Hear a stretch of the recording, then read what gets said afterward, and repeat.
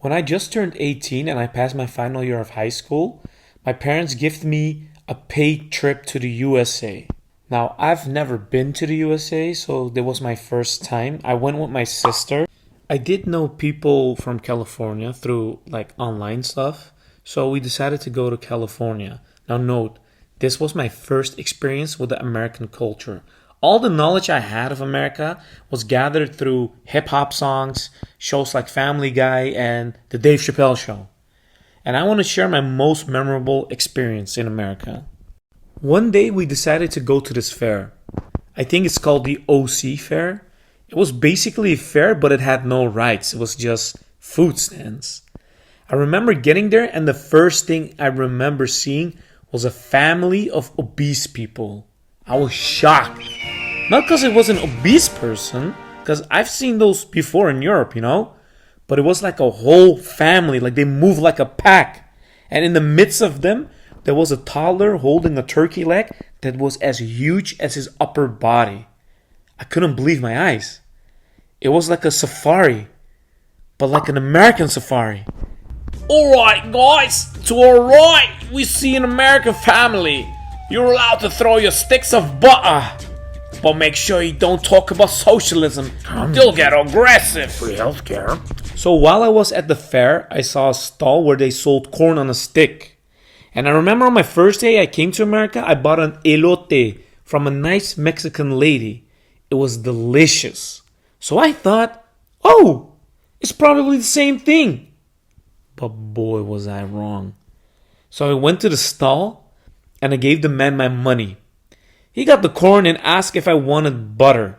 Now, as a European citizen, I thought, oh yeah, he's probably gonna give me one of those 4 milligram butter packs which I can use to coat my corn so I can put spices and they stick on my corn.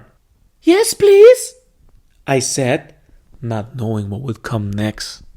I kid you not, the man opens a tank of melted butter, like one of those tanks Turkish ice cream sellers have.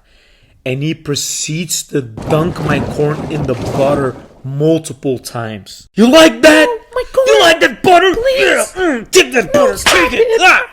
Oh, Butter.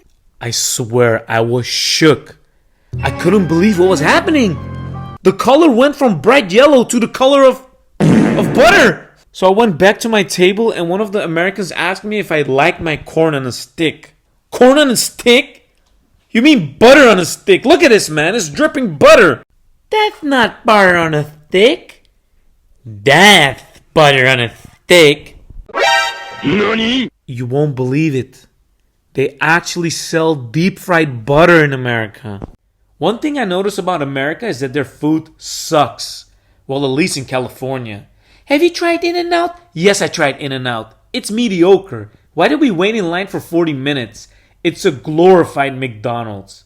Yes, said it. It's so average. But I guess average food in California is 10 out of 10 because most food they serve is disgusting. I went to this one pancake place and this is the pancake they served me. I'm not even kidding. This is literally what they served me. Now, this is a picture of a pancake that I bought back home. You see the difference? This basically summarizes my food experience in America. You know what else amazed me? The lack of awareness Americans have of the living condition of other countries. You're from Europe, right? Yeah. Do you guys have apples back there? What? Yeah. Yeah, of course we do. How about melons? Yeah, we have melons. I'm pretty sure all countries have melons. Oh, how about strawberries? Guys, you do realize we live in the 20th century where globalization took over, right?